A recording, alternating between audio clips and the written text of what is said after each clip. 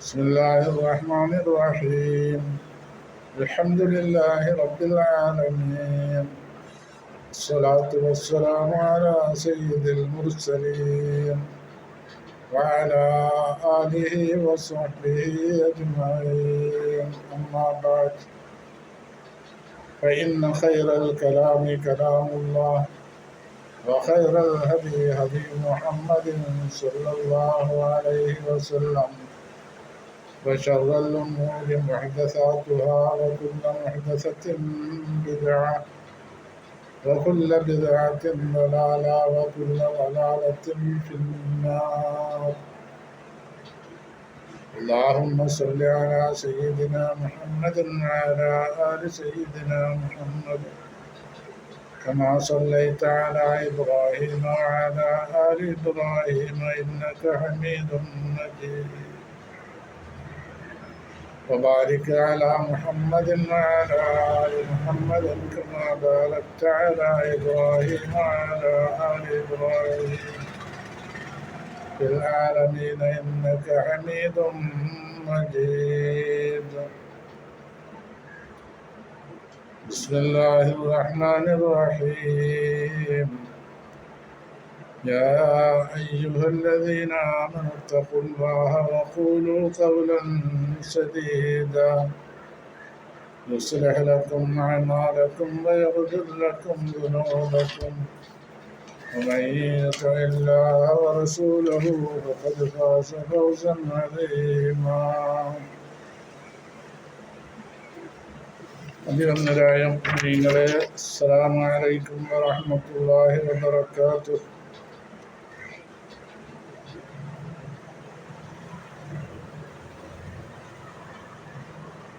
കഴിഞ്ഞ 7 വീഡിയോകളിലായി 62 ആയത്തുകൾ നമ്മൾ സൂറത്ത് യാസീനിൽ നിന്ന് എടുത്തു കഴിഞ്ഞു. ഇന്ന് ഹാദിഹി ജഹന്നം ഉല്ലത്തി കുന്തും തുആദൂൻ എന്ന ആയത്ത് മുതൽക്കാണ് എടുത്തത്.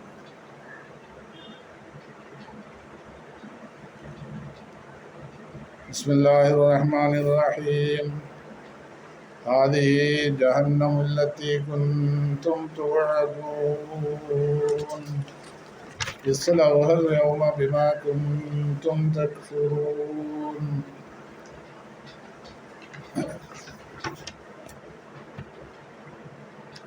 ഇത് 63-ാമത്തെ ആയത്താണ്.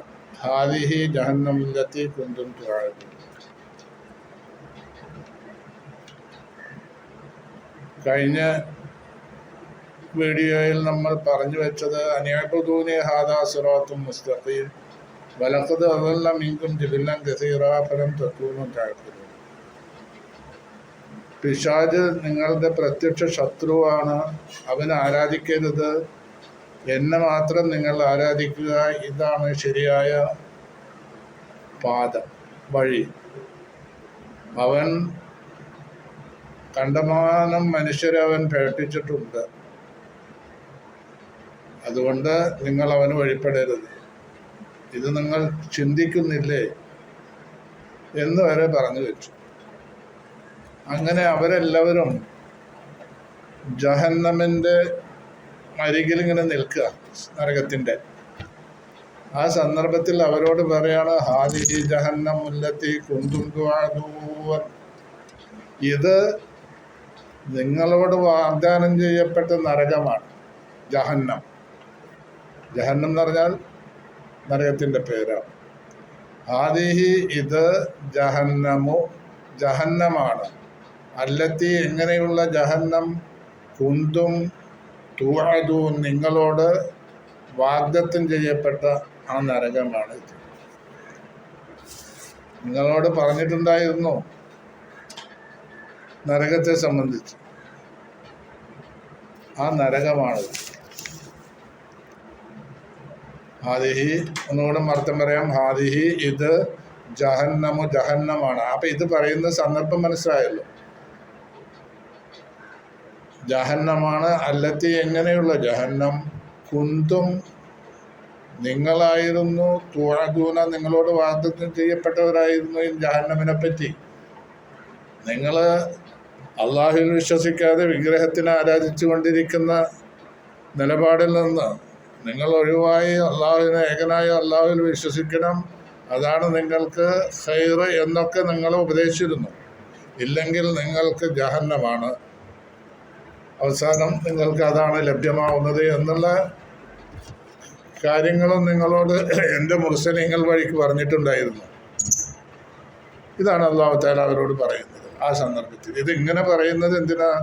അത് അവരെ ഉത്തരം മുട്ടിക്കാൻ വേണ്ടിയിട്ടാണ് സന്ദർഭം അങ്ങനെ പറയുന്നത്. അല്ലാതെ അത് ജഹന്നമാണെന്നും ആ സന്ദർഭം ഏതാണെന്നൊക്കെ അവർക്കറിയാം.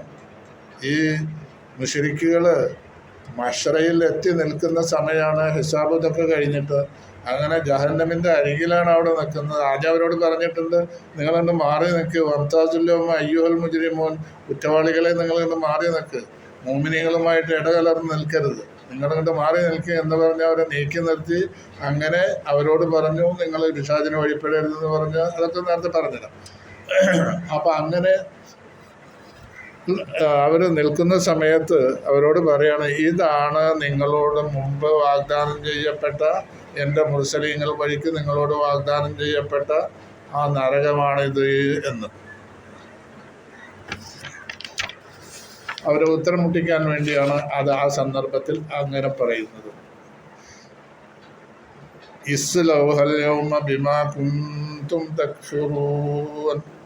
ഇസ്ലൗഹ, ഇസ്ലൗ എന്ന് പറഞ്ഞാൽ നിങ്ങൾ അതിൽ കടന്ന് എരിഞ്ഞുകൊള്ളുക എന്ന് പറഞ്ഞാൽ കരിഞ്ഞുകൊള്ളുക, കരിയ എരിയ എന്നൊക്കെ അർത്ഥം. അല്യൗമ, ഇന്ന്. ഇന്നെന്ന് പറഞ്ഞാൽ ആ ദിവസം ഏതാ? മഹ്ശറയിൽ എല്ലാവരും കൂടി ഒരുമിച്ച് കൂടി ഹിസാബൊക്കെ കഴിഞ്ഞ് പിന്നെ സ്വർഗത്തിലേക്കും നരകത്തിലേക്കും അതിൻ്റെ അവകാശികളെ വിട്ടയക്കുന്ന സമയമാണ്.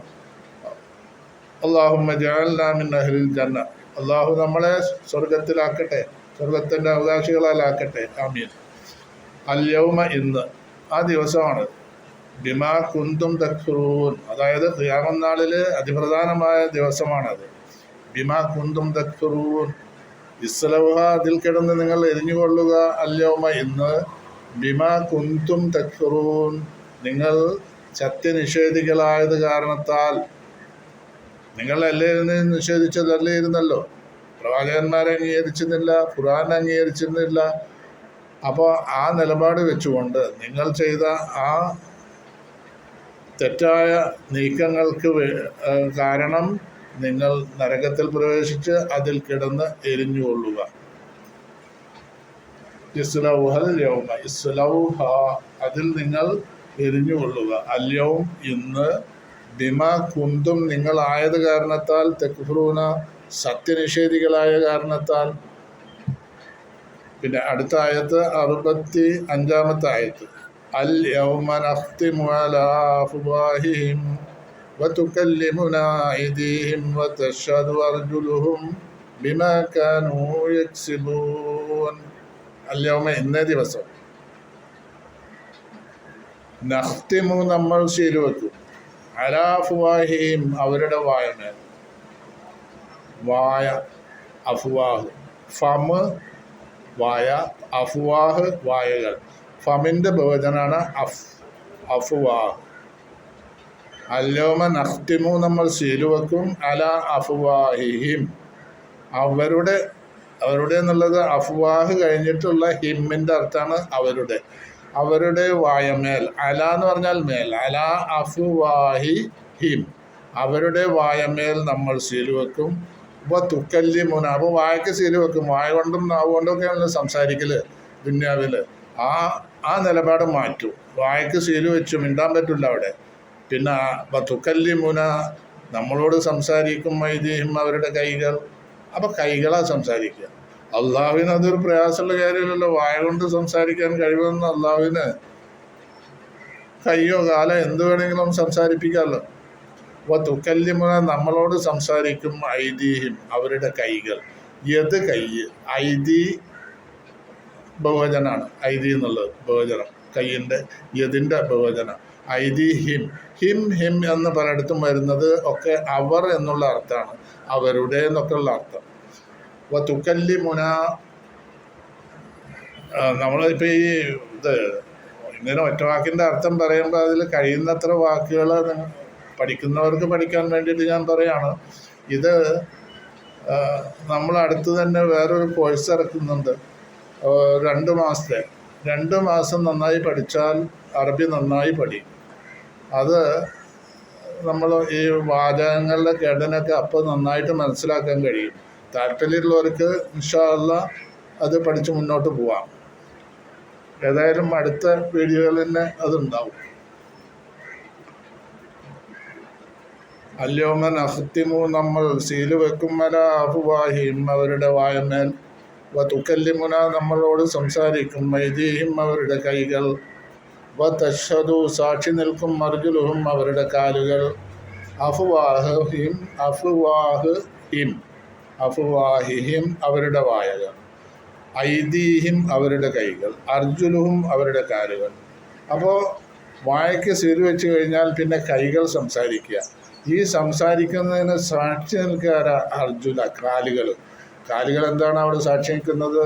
കൈകൊണ്ട് ചെയ്ത കാര്യങ്ങൾ, അത് ചെയ്യാൻ വേണ്ടി നടന്നുപോയ അനുഭവം, ഇതൊക്കെ കാല് സാക്ഷി നിൽക്കും. കൈകൊണ്ട് ചെയ്യാൻ വേണ്ടി നടന്നു പോയല്ലോ, ആ നടന്നു പോയതൊക്കെ കാലുകളാ സാക്ഷി നിൽക്കുക. അപ്പോൾ ബിമാക്കാനു യക്സിബൂൻ, അവർ പ്രവർത്തിച്ചിരുന്നതിന് പകരമായിട്ട്, പ്രവർത്തിച്ചിരുന്ന കാരണമായിട്ട് വായയ്ക്ക് സീല് വയ്ക്കും, കൈകൾ സംസാരിക്കും, കാലുകൾ സാക്ഷി നിൽക്കും.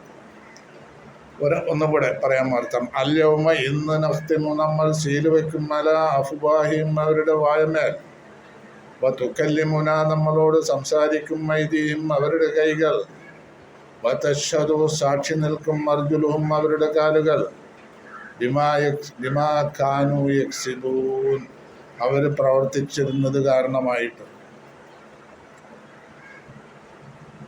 വലൗ നശാഉ ലതമസ്നാ അലാ അയ്യുനിഹിം ഫസ്തബഖു الصراط فأنى يبصرون. വലൗ നശാഉ, ഇനി പറയുന്ന 2 ആയത്തും, വലൗ നശാഉ 2 ആയത്തുണ്ട്. ഈ 2 ആയത്തുകളും നമ്മൾ ഉദ്ദേശിച്ചാൽ ഇങ്ങനെ ചെയ്യും, നമ്മൾ ഉദ്ദേശിച്ചാൽ വേറെ ഒന്ന് ചെയ്യും എന്നാണ് ഈ 2 ആയത്തുകളും പറയുന്നത്. അപ്പോൾ അത് അവർ ഒരു ഭീഷണിപ്പെടുത്തലാണ്. ആ സന്ദർഭത്തിൽ നിന്ന് മനസ്സിലാക്കുക. വലൗ നശാഉ, നമ്മൾ ഉദ്ദേശിച്ചിരുന്നുവെങ്കിൽ, ലതമസ്ന, നമ്മൾ നീക്കിക്കളയുമായിരുന്നു, അല അയ്യുനിഹിം, അവരുടെ, തുടച്ചു നീക്കുക, അയ്യുനിഹിം, അവരുടെ കണ്ണുകൾ, അയ്യുന് കണ്ണുകൾ, അവരുടെ കണ്ണുകൾ നമ്മൾ തുടച്ചു നീക്കുമായിരുന്നു. ഫസ്തബഖു, അപ്പോൾ അവർ വേഗത്തിൽ പോകും, അസ്റാത്ത, അവരുടെ വഴിയിലേക്ക്. ഫഅന്നാ യുബ്സിറൂൻ, അപ്പോൾ അവർക്ക് എങ്ങനെ കാണാൻ കഴിയുന്നു? അവർ കണ്ണ് തുടച്ചു നീക്കി, ആ കണ്ണില്ല അവർക്ക്. അപ്പോൾ പക്ഷെ അവർ സാധാരണ പോലെ അവരുടെ വഴികളിലേക്ക് അങ്ങനെ നടന്നു പോകാൻ വേണ്ടി നോക്കുക. അതെങ്ങനെ അവർക്ക് സാധിക്കുന്നത്? അവർക്ക് കാണാൻ എങ്ങനെ കഴിയും? ഇങ്ങനെയുള്ളൊരു ഘട്ടം വന്നാൽ അവർക്കുണ്ടാ കാണാൻ കഴിയുന്നു, എവിടേക്കാണ് പോകാമെന്നറിയില്ല. അപ്പോൾ അവർക്ക് ഹക്കൊന്നും നോക്കി കാണാൻ കഴിയില്ല. ഇതാരോടാ പറയുന്നത്? മുശ്രിക്കുകളോട്. വലോ നശാഉ, നാം ഉദ്ദേശിക്കുകയാണെങ്കിൽ, തമസ്നാ അലൈഹിം ലമതമസ്നാ അലാ അയ്യുനിഹിം ഫസ്തബഖു الصراط فأنى يبصرون. ലൗ നശാഉ ലഅമൈനാഹും മിനൽ ഹുദാ. അപ്പോൾ ഈ പറഞ്ഞതിൻ്റെ ഉദ്ദേശം എന്താ? നമ്മൾ ഉദ്ദേശിച്ചിരുന്നുവെങ്കിൽ അവർക്ക് സന്മാർഗം നോക്കിയാൽ കാണില്ല, കണ്ണില്ലല്ലോ. അപ്പം അന്ധരാണ് അവർ. അതുകൊണ്ട് പല യഹ്തദൂന അബദൻ ഇലാ തരീഖിൽ ഹഖ്, സത്യത്തിൻ്റെ വഴിയിലേക്ക് ഒരു കാലത്തും അവർക്ക് എത്തിച്ചേരാൻ കഴിയില്ല. അങ്ങനെ നമ്മൾ ഉദ്ദേശിക്കുകയായിരുന്നുവെങ്കിൽ എന്നർത്ഥം.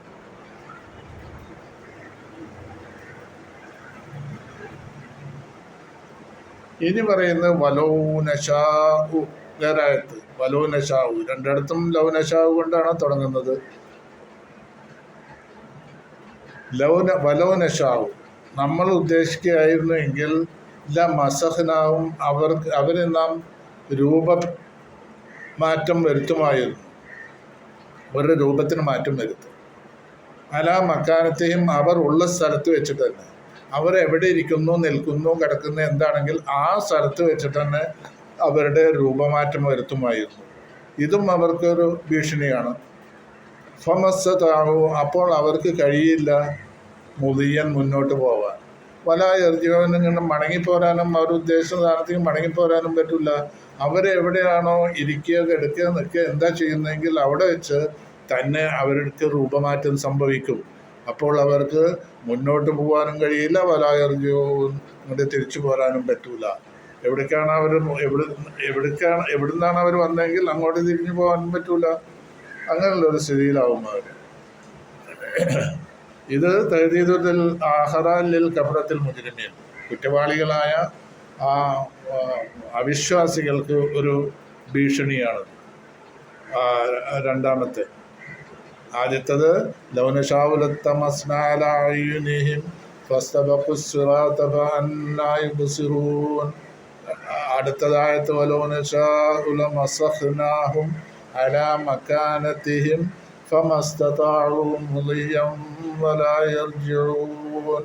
ഒരു പ്രാവശ്യം കൂടി ഇതിൻ്റെ അർത്ഥം പറയാം. വലൗ നശാഉ, നമ്മൾ ഉദ്ദേശിച്ചിരുന്നുവെങ്കിൽ തമസ്ന ല എന്ന് പറഞ്ഞാൽ തീർച്ചയായും എന്നുള്ള അർത്ഥമാണ്.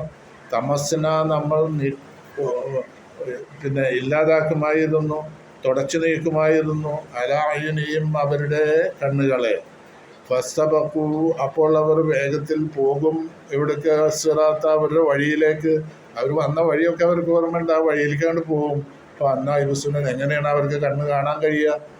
അവർക്ക് കണ്ണില്ലല്ലോ, കണ്ണ് തുടച്ച് നീക്കിയില്ലേ. അങ്ങനെ വന്നാൽ പിന്നെ അവർക്ക് എവിടേക്കാണ് പോകാൻ കഴിയാതെ, എങ്ങനെയാണ് പോവുക?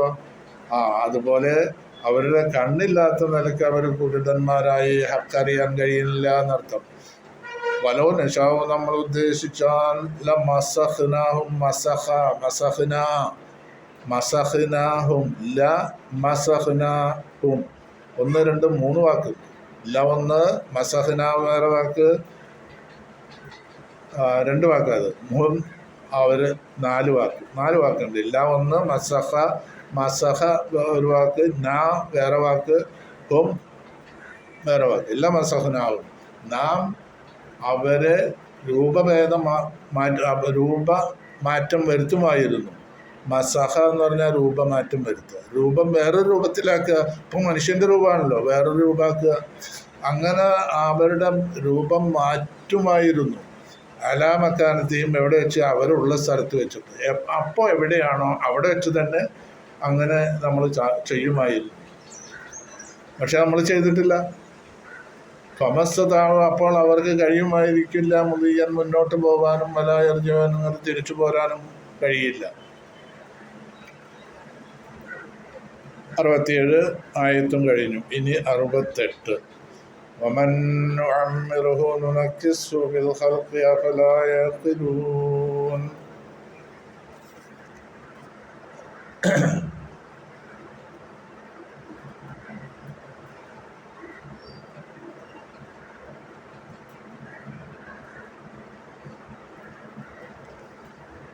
വമൻ നുഅമ്മിറുഹു, നമ്മൾ ആർക്കെങ്കിലും ദീർഘായുസ് നൽകിയാൽ നുനക്കിസ്ഹു ഫിൽ ഖൽഖി, അവൻ്റെ പ്രകൃതിയിൽ നാം മാറ്റം വരുത്തും. വമൻ നുഅമ്മിറുഹു, നമ്മൾ ആർക്കെങ്കിലും ദീർഘായുസ് നൽകിയാൽ നുനക്കിസ്ഹു, അവൻ്റെ പ്രകൃതിയിൽ, ഫിൽ ഖൽഖി, അവൻ്റെ പ്രകൃതിയിൽ മാറ്റം വരുന്നു. പ്രകൃതി അല്ലെങ്കിൽ അവൻ്റെ സൃഷ്ടിപ്പ് എങ്ങനെയാണ്? ഇപ്പം അവനെ മനുഷ്യനായിട്ടാണല്ലോ. മനുഷ്യനായി നല്ല ഒരു വലിയ യുവാവായി, എന്നിട്ടോ അവൻ ഇപ്പോൾ വാർദ്ധക്യത്തിൽ വൃദ്ധനായി. ഇങ്ങനെ വൃദ്ധനായിട്ട് ഒരു നല്ലോണം വയസ്സായ ഒരു നിലയിൽ എത്തിക്കഴിഞ്ഞാൽ പിന്നെ അവൻ കുട്ടികളെ പോലെ, അവൻ്റെ ആ പ്രകൃതി അവൻ മാറും. കുട്ടികളെ പോലെ സംസാരിക്കും, കുട്ടികളെ പോലെയുള്ള ചിന്താഗതി വരും, കുട്ടികളെ പോലെയുള്ള പെരുമാറ്റമാവും. അപ്പോൾ നമ്മൾ ഒരു പേര് പറയും നല്ല ആളുകൾ, അത്തുംപുത്തുമായി. ഈ അത്തുംപുത്ത് അവരെ ശക്തിയായ നിലയ്ക്ക് വരുമ്പോഴാണ് ഈ കുട്ടികളെ പോലെ ഉണ്ടാവുന്നത്. അത്തുംപുത്തം എന്ന് പറഞ്ഞാൽ എന്തെങ്കിലുമൊക്കെ പറഞ്ഞതിനുള്ള മറുപടി അല്ല പറയണത്. എപ്പോഴേ വന്നെന്ന് ചോദിച്ചാൽ ഞാൻ നാളെ പോവും എന്നാ പറയാം. അപ്പം ആ ജാതിയിലുള്ള പറച്ചിലിനാണ് എത്തുമ്പത്തും എന്ന് പറയുക. അതൊരു സ്റ്റേജിൽ വരുന്നത് തന്നെയാണ് വയസ്സായവർക്ക്.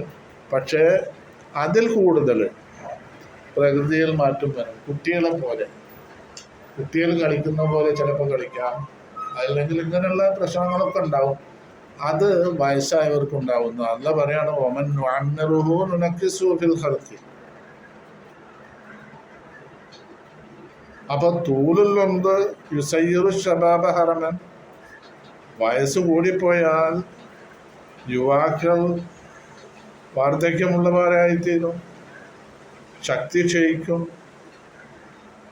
പിന്നെ ശക്തി ക്ഷയിക്കും, ഇങ്ങനെയൊക്കെ ആയിത്തീരും വയസ്സ് കൂടിപ്പോയാൽ.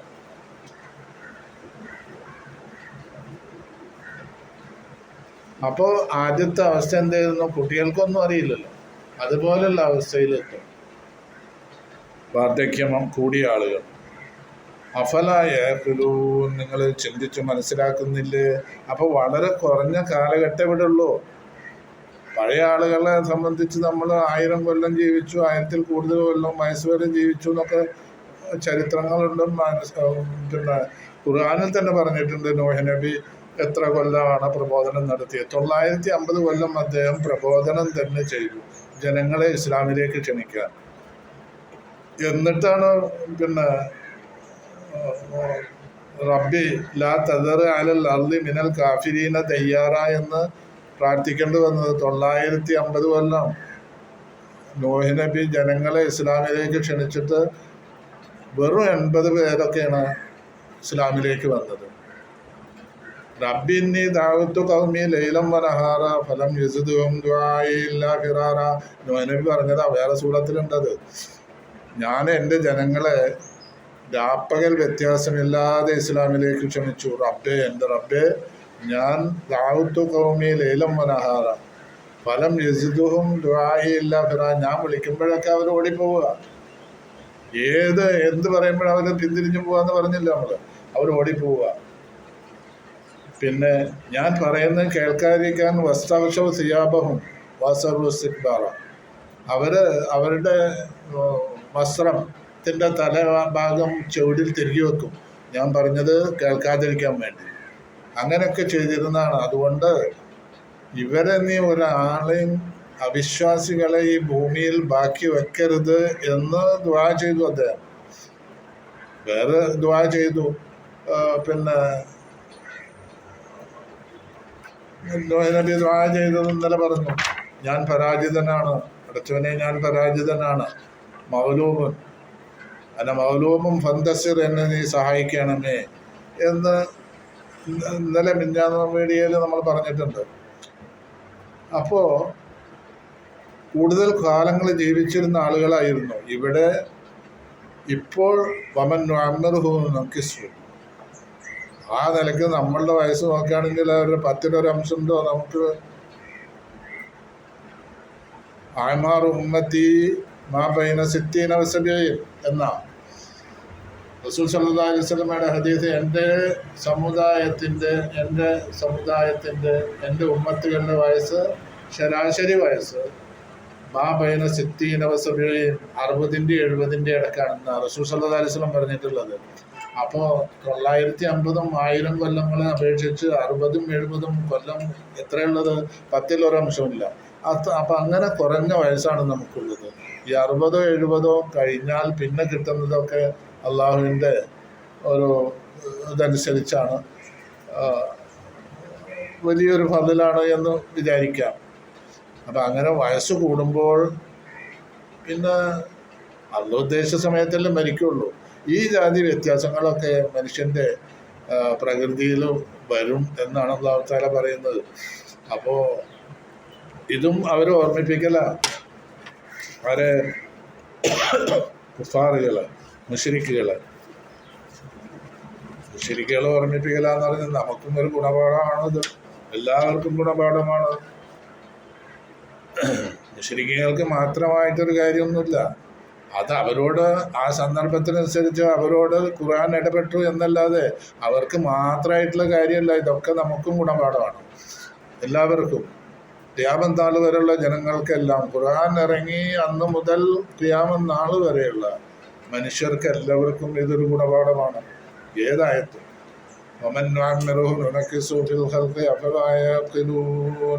അവർ ചിന്തിക്കുന്നില്ലേ, മനസ്സിലാക്കുന്നില്ലേ? ഇനി പറയുന്നത്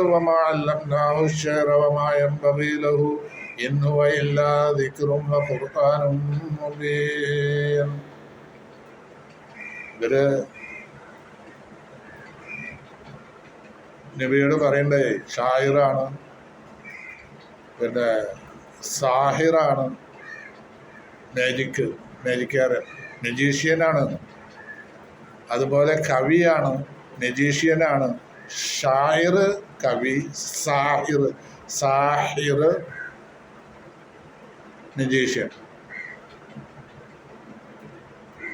അങ്ങനൊക്കെ പറഞ്ഞു. അപ്പോൾ അല്ലാഹു തആല പറയാം, വമാ അല്ലംനാഹു ശിഅറ, നബി സല്ലല്ലാഹു അലൈഹി വസല്ലമയ്ക്ക്, അദ്ദേഹത്തിന്, വമാ അല്ലംന, നമ്മൾ പഠിപ്പിച്ചിട്ടില്ല, ഹു, അദ്ദേഹത്തിന്, അവന് എന്നും അർത്ഥമുണ്ട്, അദ്ദേഹത്തിന് എന്നും അർത്ഥമുണ്ട്. അത് ഇവിടെ അദ്ദേഹം എന്ന് പറയുന്നത് നമ്മൾ നബിയെ സംബന്ധിച്ചാണ് പറയണത്. അതിലും പിന്നെ അവൻ എന്ന് പറയുന്നത് വളരെയധികം ഒരു ബഹുമാനമില്ലാത്ത വാക്കല്ലേ? നബിയെ സംബന്ധിച്ച് അങ്ങനെ പറയാൻ പാടില്ലല്ലോ. അപ്പോൾ വമാ അല്ലംന, നമ്മളെ പഠിപ്പിച്ചിട്ടില്ല, ഹു, അദ്ദേഹത്തിന്, നബിയാണ് ഉദ്ദേശം. നബിക്ക് പഠിപ്പിച്ചിട്ടില്ല അശ്ശിഅറ, കവിത പഠിപ്പിച്ചിട്ടില്ല. കവിത ഉണ്ടാക്കലോ അത് ചൊല്ലലോ ഇതൊന്നും റസൂലിന് പഠിപ്പിച്ചിട്ടില്ല എന്നാണ് അല്ലാഹു തആല പറയുന്നത്. അത് പറയാൻ കാരണം ഇവര് കവിയാണെന്ന് പറഞ്ഞുകൊണ്ടാണ് പറയണത്. വമാ യംബഗി ലഹു, അദ്ദേഹത്തിന് അത് അനുയോജ്യവുമല്ല ഈ കവിത പഠിക്കൽ. ഇൻ ഹുവ ഇല്ലാ ദിക്റും വ ഖുർആനും മുബീൻ, ഖുർആനും അതിന് കേട്ടപ്പോഴേ ഇതൊരു കവിതയുടെ ഒരു രസം കാണാനുണ്ട് അതിൽ. നല്ല മ്യൂസിക്കൊക്കെ കേൾക്കുമ്പോഴുള്ള ഒരു മ്യൂസിക് ഇഷ്ടപ്പെട്ടവർക്ക് ഒരു ആനന്ദം തോന്നുന്നു. അതുപോലെയുള്ള ഒരു ഖുർആൻ നന്നായിട്ട് രസത്തിൽ ഓതുമ്പോൾ അങ്ങനെ ഒരു ഒരു വ്യത്യാസം വരും. അത് കേട്ടിട്ട് ഇവര് അതിനെ ഇതൊരു കവിതയാണ് അല്ലെങ്കിൽ മ്യൂസിക്കാണ് എന്നൊക്കെ പറയാൻ തുടങ്ങി. പറയാൻ തുടങ്ങിയപ്പോൾ പറയണം വമാ അല്ലംനാഹു ശിഅറ, അല്ലാഹു പറയണത് നമ്മൾ അദ്ദേഹത്തിന് കവിത പഠിപ്പിച്ചിട്ടില്ല. വമാ യംബഗി ലഹു, അല്ലെങ്കിൽ മ്യൂസിക് പഠിപ്പിച്ചിട്ടില്ല. വമാ യംബഗി ലഹു, അതിൻ്റെ ഒരു ആവശ്യമില്ല അദ്ദേഹത്തിന്, അനുയോജ്യവുമല്ല. വമാ യംബഗി ലഹു ഇൻ ഹുവ, എന്നാൽ അദ്ദേഹം പാരായണം ചെയ്യുന്നത് എന്താണ്? ഇൻ ഹുവ, അദ്ദേഹം പാരായണം ചെയ്യുന്നത് അല്ല. ഇൻ ഹുവ എന്ന് പറഞ്ഞാൽ അവൻ, അദ്ദേഹം അല്ല എന്നല്ല അർത്ഥം. ഇൻ ഹുവ, അദ്ദേഹം പാരായണം ചെയ്യുന്നത് അല്ല. ഇല്ലാ ദിക്റുൻ, അതൊരു ഉത്ബോധനം ഒഴികെയല്ല, ഉത്ബോധനം മാത്രമാണ്. വ ഖുർആനും മുബീൻ, വ്യക്തമായ ഖുർആനുമാണ്. അദ്ദേഹം പാരായണം ചെയ്യുന്നത് കേട്ടിട്ട് ഇവർ പറയാണ് കവിത ചൊല്ലുന്നത്. കവിതകളൊക്കെ നന്നായിട്ട് അറിയാമായിരുന്നു ആർക്ക്? അറബികൾക്ക്. പിന്നെ ഇതല്ല, നമ്മൾ മുമ്പൊരു വീഡിയോയിൽ പറഞ്ഞു, ഏഴ് കവിതകൾ കാമ്പത്തിൽ കൊടുന്ന് കെട്ടിത്തൂക്കി. അത് നല്ലൊരു വർക്കായതുകൊണ്ട് സാഹിത്യ മത്സരത്തിൽ വിജയിച്ച കവിതകളായിരുന്നു പല സമയത്തായിട്ട്. അതായത് അൽ-മുഅല്ലഖാത്തു സബ്അ എന്ന് പറഞ്ഞല്ലോ, അതിലൊക്കെ കവിതകളാണ്. ആ കവിതകൾ ഇന്നും നമ്മളുടെ യൂണിവേഴ്സിറ്റികളിൽ, കേരളത്തിലോ ഉള്ള പല യൂണിവേഴ്സിറ്റികളിലും, മദ്രാസ് യൂണിവേഴ്സിറ്റിയിലും ഒക്കെ പല യൂണിവേഴ്സിറ്റികളിലും, ഇന്ത്യയിൽ പല യൂണിവേഴ്സിറ്റികളിലും പാഠ്യപദ്ധതിയിൽ ഉൾപ്പെടുത്തിയതാണ് ആ കവിത. ഏത്? ഈ അൽ-മുഅല്ലഖാത്തു സബ്അ എന്ന് പറയുന്നത്. അതൊക്കെ പഴയ കാലത്തുള്ള അറബികളുടെ വർക്കുകളാണ്. റസൂല് വരുന്നതിൻ്റെ മുമ്പ് മുതൽക്ക് തുടങ്ങി റസൂല് വന്നതിന് ശേഷം ഏതാനും കവികൾ ഉണ്ടായിട്ടുണ്ട്. അപ്പോൾ കവിതയെപ്പറ്റി അവർക്ക് അറിയാമായിരുന്നു, നന്നായിട്ട് അറിയാമായിരുന്നു. അതിൽ ചില കവികൾ കുടുംബത്തിൻ്റെ ഒരു നിലനിൽപ്പായിരുന്നു, കബീലയുടെ ഗോത്രത്തിൻ്റെ നിലനിൽപ്പായിരുന്നു. ഗോത്രത്തിനെ ആരെങ്കിലും അധിക്ഷേപിക്കുകയാണെങ്കിൽ തിരിച്ചാക്ഷേപിക്കാൻ കവി വേണമെന്ന് വെച്ചിട്ട് ഓരോ കവികളെയും വലിയ ഗോത്രങ്ങളൊക്കെ നിലനിർത്തിയിരുന്നു. രാജാക്കന്മാർ കവികളെ നിലനിർത്തിയിരുന്നു. അങ്ങനത്തെ ഒരു കാലഘട്ടമായിരുന്നു. അവരെ ആക്ഷേപിക്കലും മറ്റുമൊക്കെ കവിത ചൊല്ലിയിട്ടാണ് ആക്ഷേപിക്കുക. അപ്പോൾ അതങ്ങോട്ട് കേൾക്കുമ്പോൾ അത് എതിർകക്ഷിക്ക് വളരെയധികം വിഷമം തോന്നും. അങ്ങനെയായിരുന്നു, അങ്ങനത്തെ കാലഘട്ടമായിരുന്നു. അപ്പം കവിതയിൽ നല്ല പരിചയം അവർക്കുണ്ടായിരുന്നു, വളരെയധികം താല്പര്യമുള്ള ഒരു വിഷയമായിരുന്നു. അതുപോലെ കവിത പഠിച്ചിട്ടാണ് നബി ഇങ്ങനെ ഈ സംസാരിക്കണവും പാരായണം ചെയ്യുന്നത് എന്നാണ്, മുഹമ്മദ് പാരായണം ചെയ്യുന്നതെന്നൊക്കെ ആയിരുന്നു അവരുടെ വിശ്വാസം. അതിൻ്റെ പേരിൽ അള്ളാഹ് പറയാണ്, അദ്ദേഹത്തിന് നമ്മൾ കവിത പഠിപ്പിച്ചിട്ടില്ല, റസൂല് പഠിച്ചിട്ടുമില്ല.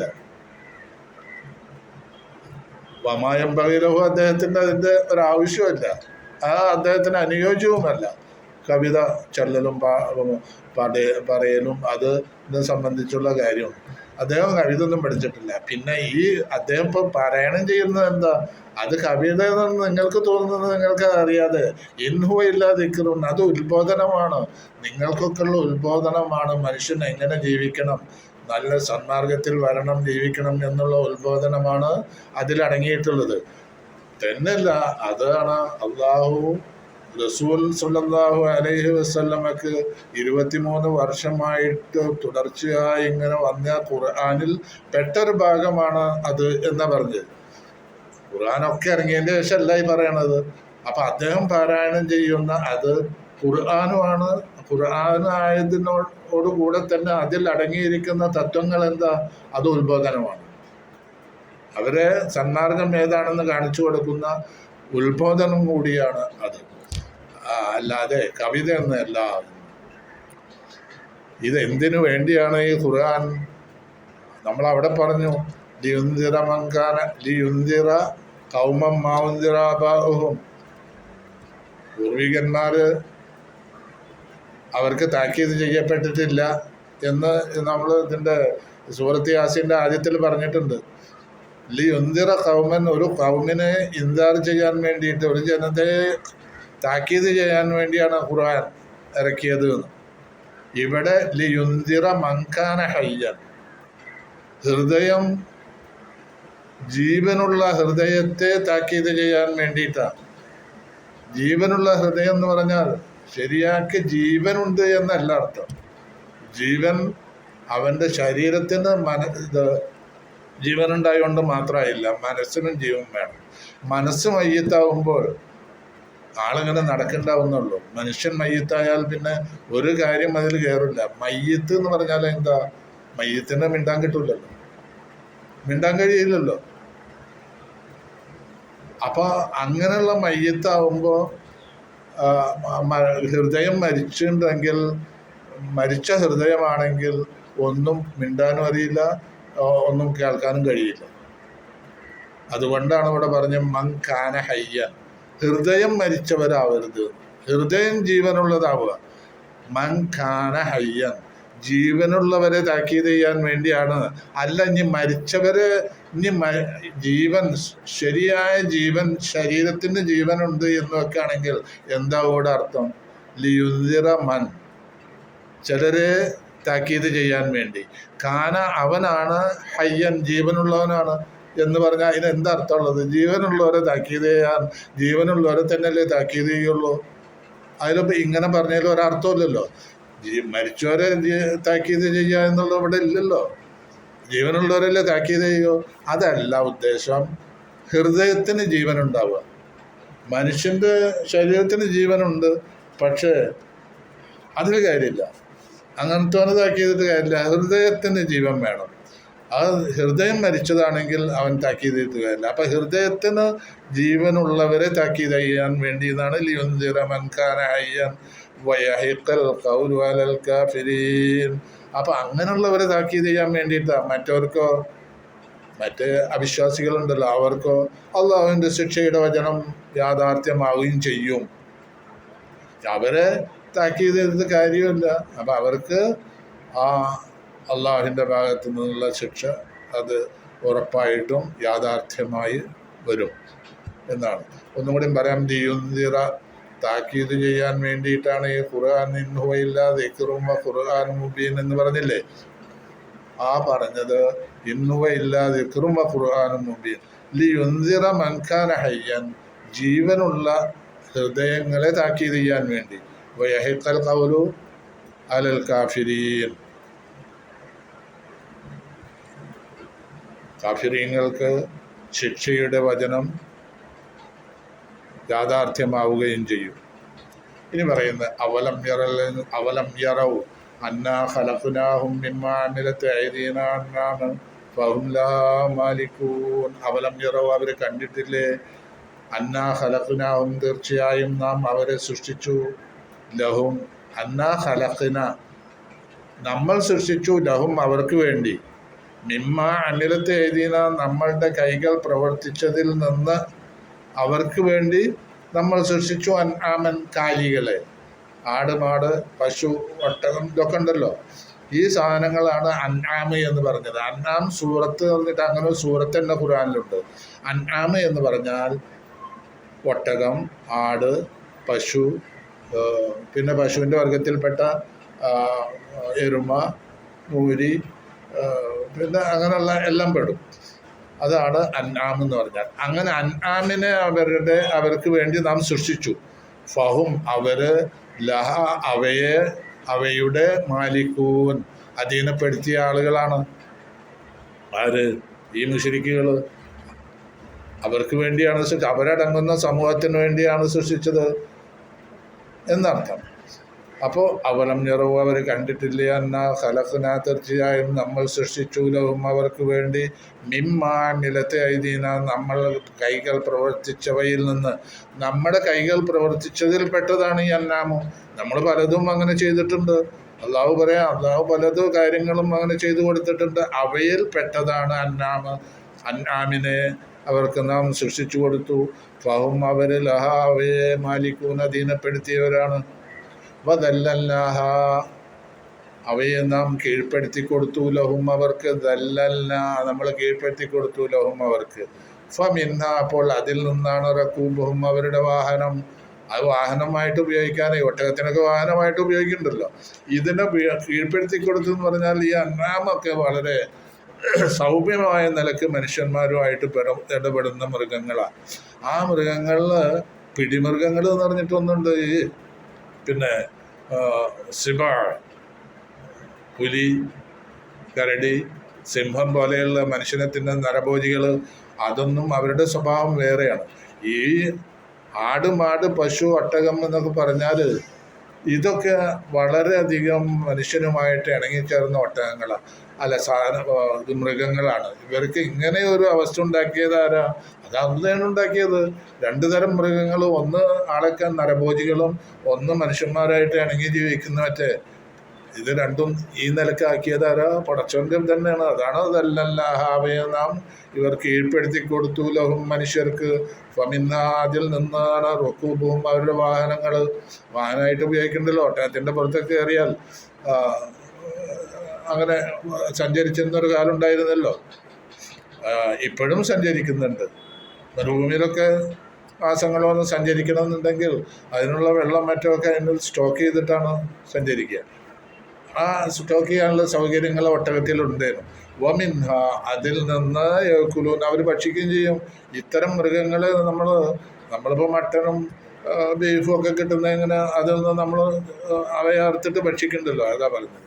വലഹും, അവർക്കുണ്ട് ഫീഹാ, അതിൽ മനാഫിയു, ധാരാളം പ്രയോജനങ്ങളുണ്ട്. മശാരിബു, പാനീയങ്ങളുമുണ്ട്. നമ്മൾ പാലായിട്ട് കഴിക്കുന്നുണ്ട്. പിന്നെ ധാരാളം പിന്നെ പ്രയോജനങ്ങൾ ഈ കാലികളിൽ, കന്നുകാലികളിൽ, വീട്ടിൽ വളർത്തുന്ന അവയിലുണ്ട് എന്നർത്ഥം. അഫലാ യശ്കുറൂൻ, ഇതൊക്കെ അല്ലാഹ് ചെയ്ത നിഅമത്തുകളാണ്. ഈ നിഅമത്തുകൾക്ക് അവർ നന്ദിയുള്ളവരാകുന്നില്ലേ എന്ന് മുമ്പ് പറഞ്ഞതുപോലെ ഉള്ള ഒരാശയമാണ് അത്. അഫലാ യശ്കുറൂൻ, അവർ നന്ദി ചെയ്യുന്നില്ലേ. ഇനി അടുത്ത ആയത്ത് മുതൽ അടുത്ത വീഡിയോയിൽ പറയാം. അല്ലാഹു തൗഫീഖ് ചെയ്യട്ടെ. അസ്സലാമു അലൈക്കും വറഹ്മത്തുള്ളാഹി വബറകാതുഹു.